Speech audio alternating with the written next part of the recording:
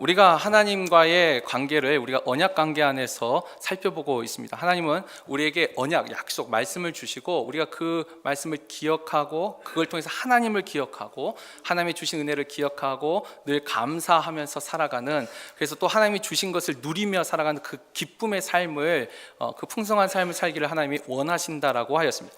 그러나 우리 안에 의심이 들어오고 믿음이 깨지면서 그 언약의 말씀을 어기게 되었고, 그 말씀을 어기면서 하나님과의 관계가 깨어졌고, 그것 때문에 이제 하나님이 그 깨어진 관계를 회복하기 위해서 우리가 대가 지불을 하고 또 대속을 통하여서 우리가 이 관계 회복의 첫 걸음을 걷게 되었다라고 말씀을 드렸습니다.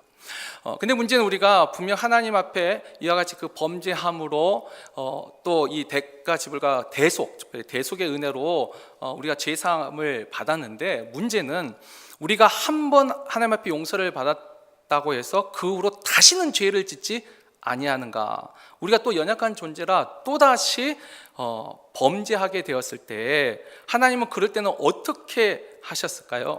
그래서 하나님은 우리의 연약함으로 인해서 또다시 죄를 짓는 우리를 위하여 이 대속의 큰 은혜와 함께 회개라는 것을, 이 회개를 통해서 또다시 하나님과의 관계가 회복될 수 있다는 것을 말씀을 통해 우리에게 전해주고 있습니다. 오늘 우리는 이 에스겔 33장을 통해서 이 하나님이 세우신 회개의 법에 대해서 우리가 묵상하고, 이 하나님의 마음과 또 우리가 이 생을 살아갈 때 어떠한 삶의 태도로 살아야 되는지 은혜를 나누고자 합니다. 먼저 우리가 읽었던 이 에스겔서 33장은 우리가 너무나 잘 아는 이 에스겔의 파수꾼 비유가 기록되어 있는 장입니다. 하나님이 에스겔을 이스라엘의 파수꾼으로 세우시면서 이렇게 말씀하시죠. 한 파수꾼이 있어서 그 성을 지키는데, 이 파수꾼이 적이 오는 것을 보고도 알렸는데도 불구하고 이 사람들이 피하지 않아 죽는다면 이것은 그들의 그 죄악 가운데서 죽는 것이고, 그러나 이 파수꾼이 그것을 알리지 않아서, 말하지 않아서 그들이 만약에 멸망을 당한다면 내가 그 죄값을 이 파수꾼에게 찾으리라.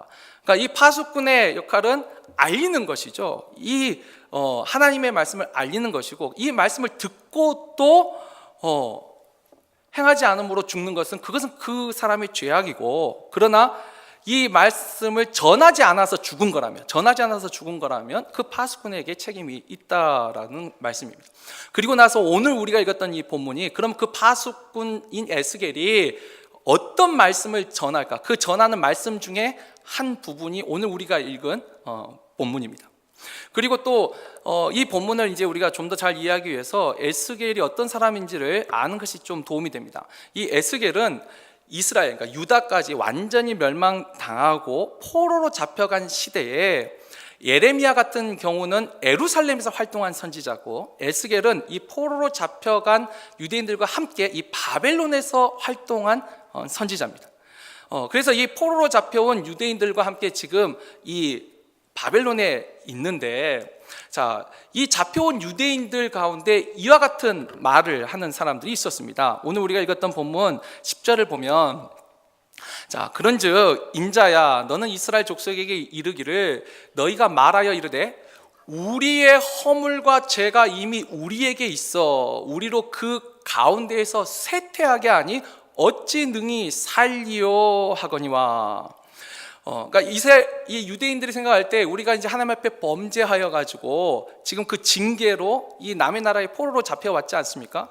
그런데 그럼에도 불구하고 우리 가운데 아직도 여전히 우리의 허물과 죄가 우리 가운데 아직도 있더라는 거예요. 그래서 우리가 그 가운데서 쇠퇴하고 있다는 거죠. 우리가 개역 한글 성경을 보면 쇠폐하다라는 단어를 썼는데, 이게 이제 히브리어로 마카크라는 단어인데, 그러니까 부패하다, 곪다라는 뜻입니다. 그러니까 이게 한순간에 갑자기 확 다 망가진 게 아니고 조금씩, 그러니까 우리가 아직도 우리가 죄와 허물 가운데 여전히 우리가 부패하고 있더라는 것이죠. 그래서 우리가 이렇게 하나님의 뜻을 어겨가지고 이와 같은 심판을 받았는데, 그럼에도 불구하고 또 여전히 우리가 죄악 가운데 있으니 우리가 어떻게 능히 살리요? 라고 이렇게 질문을 하는 것이죠. 이제 거기에 대해서 하나님이 에스겔을 통하여서 이제 말씀하시는 게 바로 11절부터인데 가장 중요한 게 이제 11절, 12절 이 두 절 말씀이 있습니다. 11절에 보면 하나님이 이렇게 대답하시죠. 너는 그들에게 말하라. 주 여호와의 말씀이니라. 나의 삶을 두고 맹세하노니. 그러니까 내가 하나님이 무엇을 두고 더 맹세해? 내가 내 자신을 두고 맹세하노니. 나의 마음, 하나님의 진짜 마음은 뭐죠? 나는 악인이 죽는 것을 기뻐하지 아니하고 악인이 그의 길에서 돌이켜 떠나 사는 것을 기뻐하노라. 이스라엘 족속아 돌이키고 돌이키라. 너희 악한 길에서 떠나라. 어찌 죽고자 하느냐 하셨다 하라. 우리가 성경을 그 말씀을 들으면서 여러 번 들었을 겁니다. 히브리어에서 반복은 굉장한 강조죠. 하나님이 돌이키고 돌이켜라. 너희가 어찌 죽고자 하느냐. 너희의 그 악한 길에서 떠나라. 하나님의 지금 이 아버지의 진짜 마음은 뭐죠?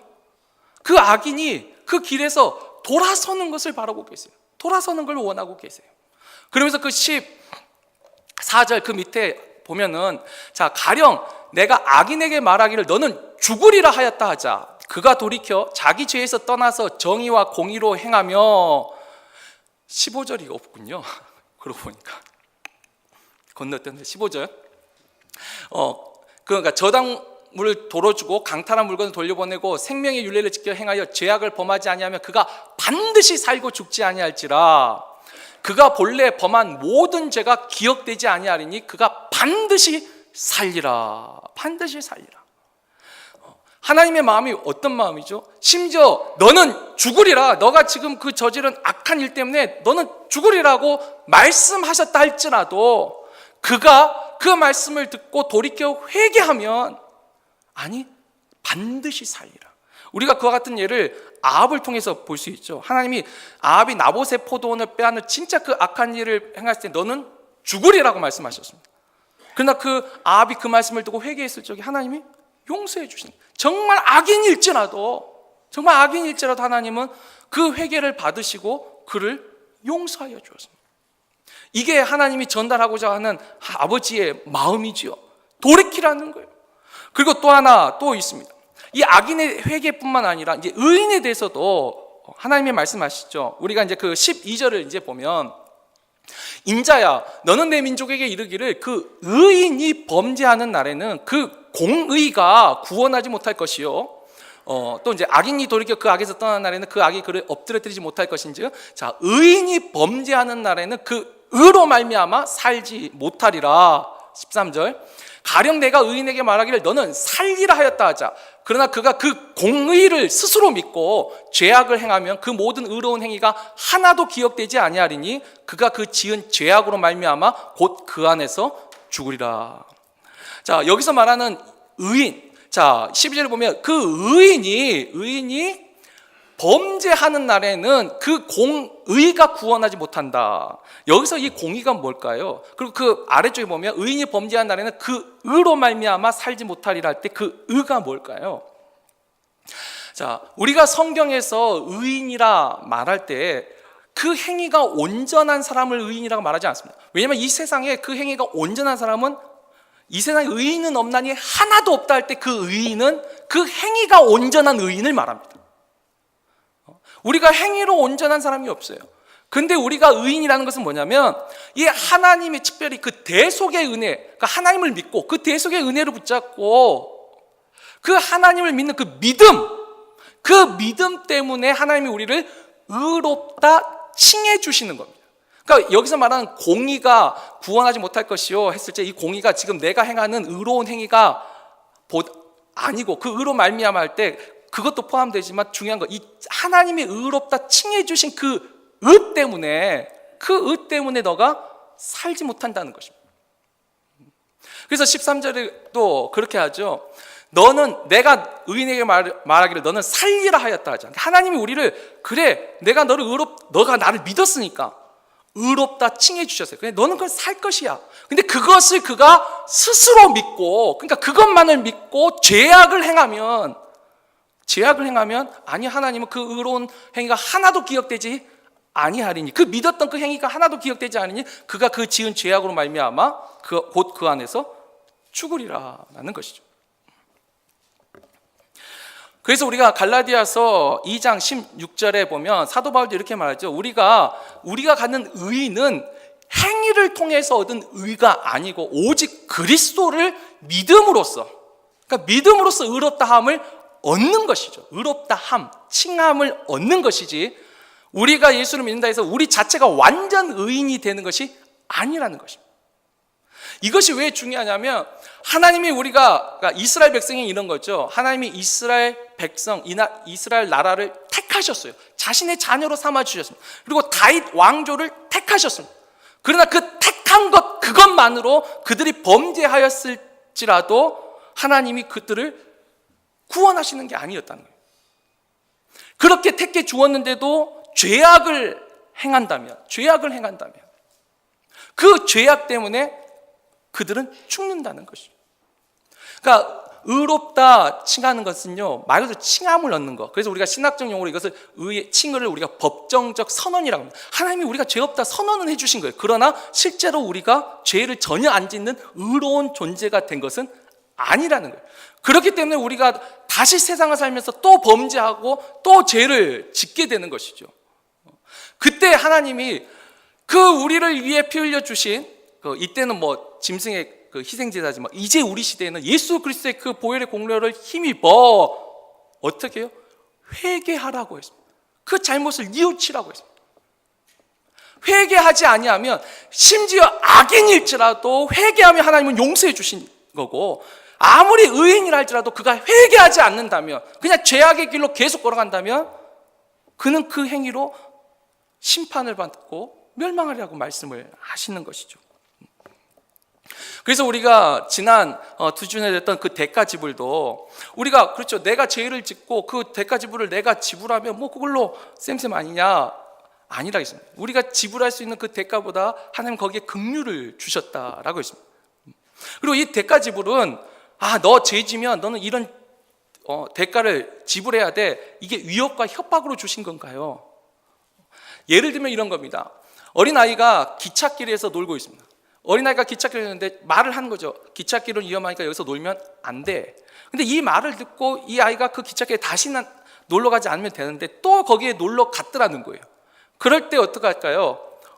이 아이를 사랑하는 만약 부모라면 매를 때려서라도 기찻길에서는 놀지 말라고 하였지, 그게 위협과 협박인가요? 아니죠.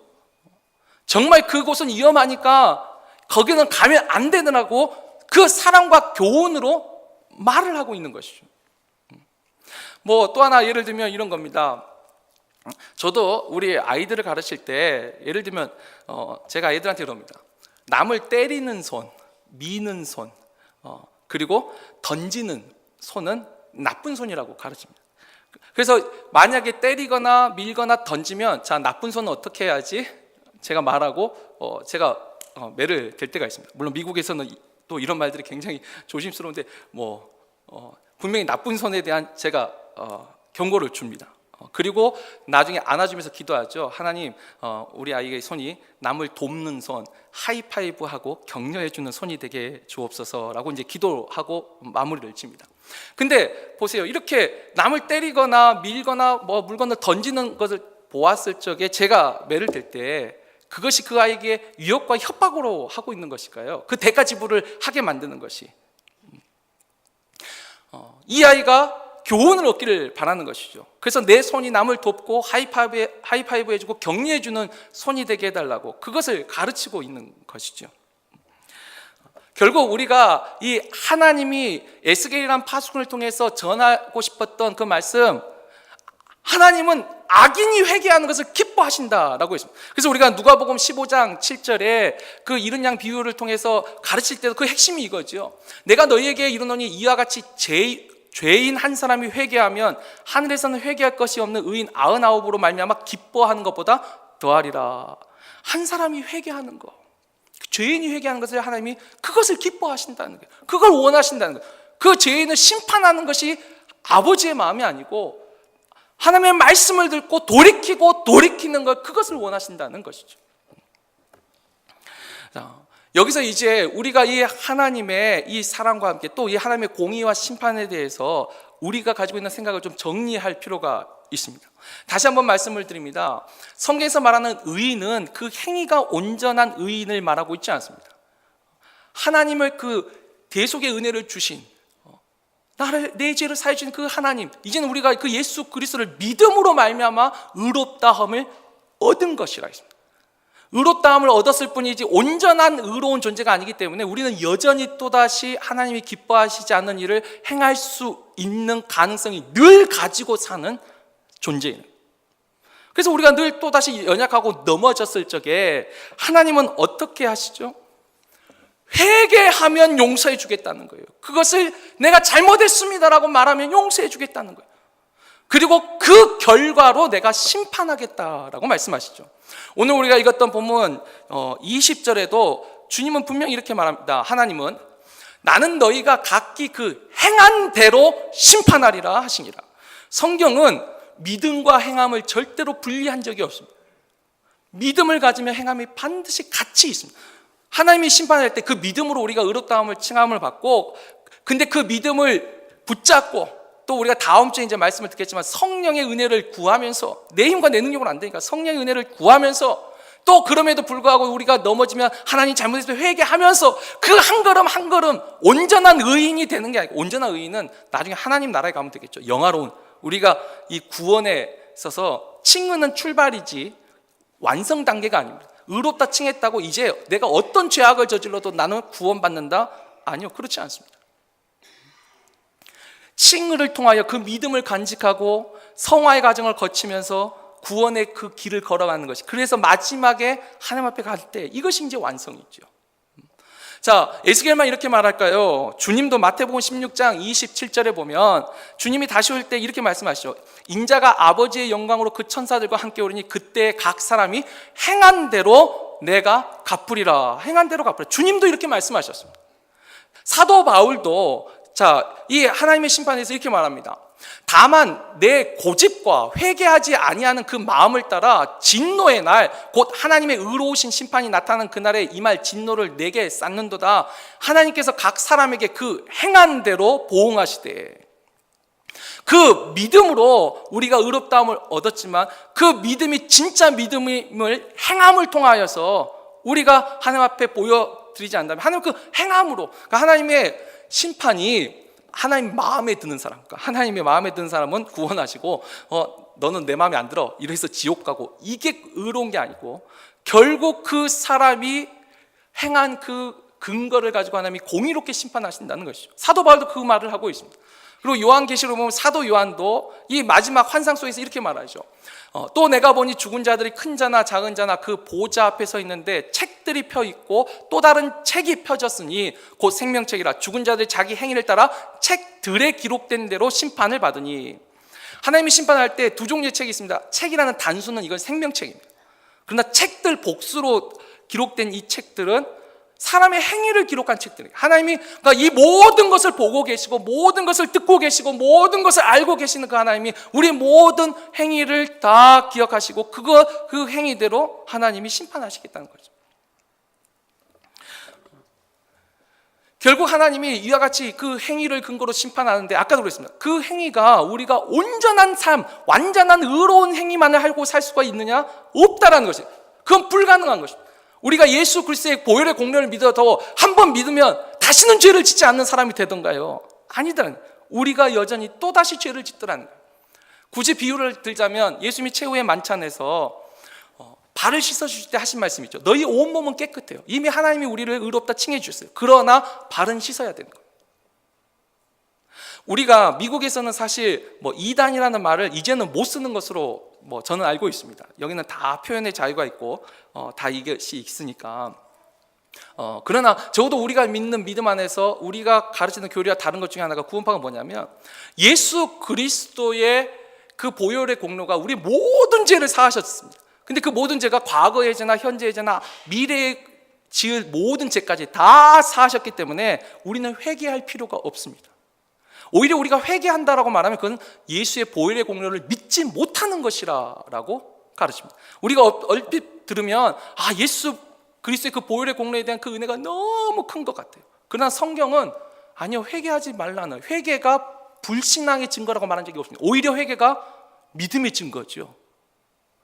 우리가 연약해서 범죄했을 적에 우리가 우리 죄를 회개할 때 하나님은 용서해 주신다라고 했습니다. 그리고 이 회개의 법은 새롭게 등장한 것이 아니고 우리가 신명기 30장에 보면은 율법에 있어서 회개할 때 하나님이 그 죄를 용서해 주신다라고 했습니다. 그리고 율법을 모르는 이방 나라 니느웨 같은 악한 성도 하나님이 그들이 회개하였을 적에 그 성을 용서해 주시죠. 아합 같은 정말 악한 사람일지라도 그가 하나님 앞에 회개하였을 때는 하나님이 용서를 해주셨다는 거예요. 그리고 우리가 너무나 잘 아는 이 신약시대, 새언약시대에도 요한일서 1장 9절을 보면 저는 미쁘시고 의로사 만일 우리가 우리의 죄를 자백하면, 우리가 우리의 죄를 고백하면 우리 죄를 사하여 주실 것이요 모든 불의에서 우리를 깨끗게 하실 것이요. 회개하라고 했습니다. 그리고 물론 또 이 회개가 이것도 하나 기억해야 됩니다. 이 회개가 그럼 하나님 나 잘못했습니다 그것만을 포함할 거예요? 아니요. 이 회개라는 단어가 우리가 쓰는 이 한자어나 이 히브리 원어나 의미는 이 회개의 의미가 딱 동일합니다. 원래 회개가 뭐죠? 뉘우칠 회자에 고칠 개자입니다. 그러니까 회개를 하나님 내가 이걸 잘못했습니다 라고 말하고 그 다음 행동을 고쳐야 되는 것이죠. 거기까지가 완전한 회개인 것이죠. 우리가 그냥 잘못했습니다 그 말하면 다 용서받는다? 아닙니다. 예를 들면 그런 거죠. 아까 우리 아이가 누굴 때리는 손을 했어요. 그럼 제가 때리는 손은 나쁜 손라고 했어요. 근데 이 아이가 잘못했어요 하면서 그 나쁜 손에 몇몇 많은 걸 안 맞으려고 계속 도망 다녀요. 그러면 저는 어떻게 생각할까요? 진짜 잘못했다고 생각한 게 아니고 그냥 매가 두려운 것 뿐이죠. 그럴 때는 더 엄하게 할 것입니다. 그러니까 회개라는 것은 내가 잘못했습니다 인정하고 그 대가를 수용하는 것입니다. 수용하는 것도 포함되죠. 그리고 그 행동을 고치는 것이죠. 우리가 이와 같은 예를 성경을 통해서 확인할 수 있는 게 대표적인 것이 구약에서는 사무엘하 12장에 보면 다윗이 밧세바와 범죄했을 적에 그 선지자 나단을 통해서 그 범죄를 지적받지 않습니까? 그때 다윗이 어떻게 하죠? 내가 범죄하였습니다. 이게 진짜 회개죠. 그 앞에 사울은 비록 내가 범죄하였을지라도 라고 말을 한다면 다윗은 내가 범죄하였습니다 인정합니다. 우리가 두 주에 봤을 때 아담처럼 하와 때문에 이런 말을 하지 않고 그냥 내가 범죄하였습니다 인정. 이게 회개였죠. 그리고 이것만 끝난 것이 아니죠. 그로 인한 하나님의 그 죄의 대가를 수용합니다. 받아들입니다. 거기에 항의하고 도망가지 않습니다. 오히려 그냥 하나님 불쌍히 여겨달라고 긍휼을 위해서 기도했었죠. 그 밧세바 사이에서 낳은 아이가 죽어갈 때도 긍휼을 위해서 기도했지 마지막 순간에도 원망하고 불평하면서 하나님 이럴 수가 있냐고 항의하지 않았습니다. 진짜 회개를 한 것이죠. 또 우리가 신약에서도 유명한 예화가 있습니다. 일화가 있지요. 예화가 아니고 일화인데 현장에서 가늠하다 잡힌 여인이 있습니다. 우리가 그 이야기 거기서 가장 유명한 말씀이 뭐죠? 너희 중에 죄 없는 자가 돌을 던지라. 근데 그 이야기의 맨 마지막 구절 우리가 여기도 또 주목을 해야 됩니다. 그렇게 말씀하시고 너희 중에 죄 없는 자가 돌을 던지라 말씀하시고 자, 이 예수님도 그렇죠. 나도 너를 정죄하지 아니하노니 그 다음에 분명히 뭐라 하죠? 가서 다시는 죄를 범하지 말라 하시니라. 그러니까 이 여인이 지금 한 번 용서받았다 해서 이제 이 여인이 실제 역사는 이 교회의 또 다른 전승은 이 여인이 이때 회개하고 이제 예수의 제자로서 살았다고 합니다. 근데 우리가 그냥 좀 발칙한 상상을 한번 해보자요. 엉뚱한 상상을 좀 해보자면 만약에 이 여인이 이렇게 용서를 받았는데 다시 돌아가서 똑같이 또 간음하는 삶을 또 살았습니다. 그때도 주님이 마지막 날에도 너 한 번 용서받았으니까 내가 한 번 용서하니까 너는 죄가 없다라고 말씀하셨을까요?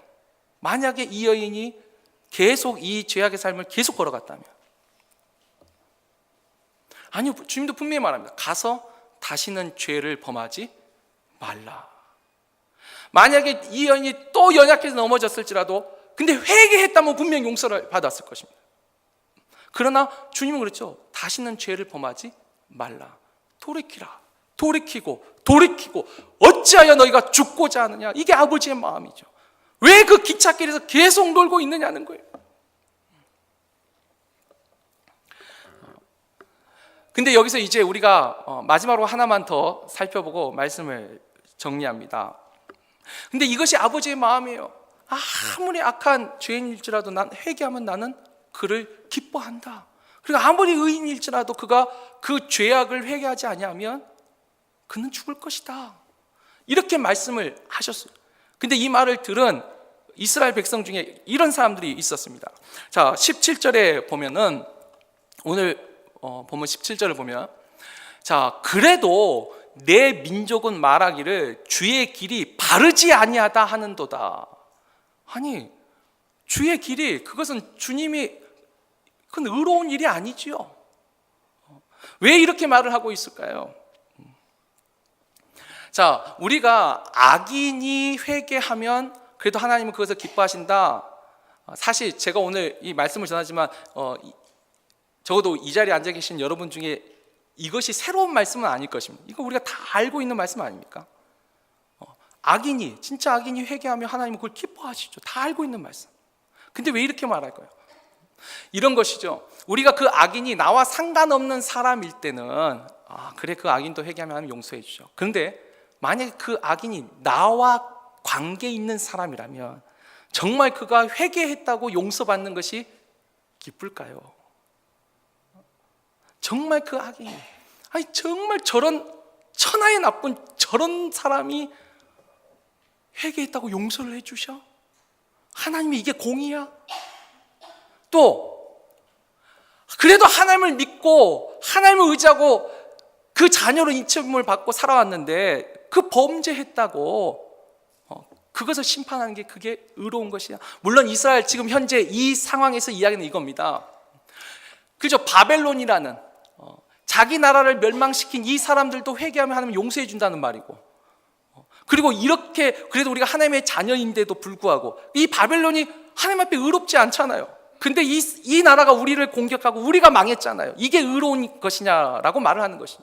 그리고 실제로 이와 같은 예를 우리가 발견한 게 바로 요나죠. 요나서 4장에 보면 아까 그랬죠. 3장의 니느웨 성이 그 임금으로부터 어린아이에 이르기까지 온 성읍의 사람들이 금식하며 회개했다고 했습니다. 그러니까 하나님이 용서해 주셨어요. 근데 요나는 그 모습을 보고 어떻게 했죠? 4장에 보면 화를 냈습니다. 분노했습니다. 어쩌면 그게 우리 모습인 거죠. 이 성은 용서받으면 안 되는 것이었어요. 근데 하나님이 그걸 용서해 주셨다는 것을 못 받아들이고 화를 내는 거예요.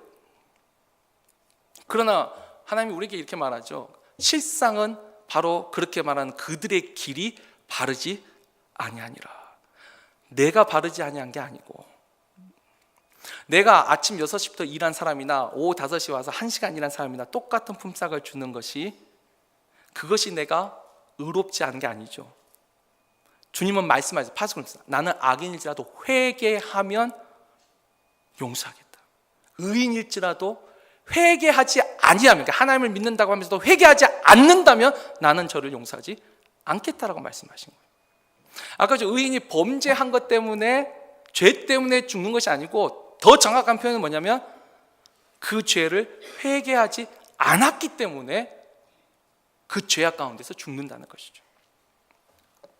결국 이 회개의 법은 우리가 예수 그리스도를 통하여서 우리의 모든 근본적인 그 존재의 이 죄인됨에서 의롭다 칭함을 우리가 분명 얻었습니다.